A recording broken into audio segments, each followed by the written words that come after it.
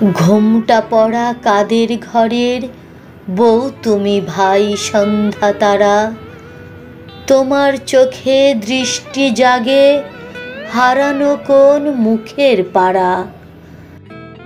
সাঝের প্রদীপ আঁচল ঝেপে বধূর পথে চাইতে বেঁকে,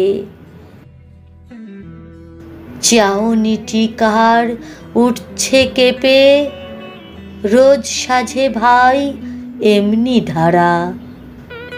কার হারানো বধূ তুমি অস্ত পথে মৌন মুখে,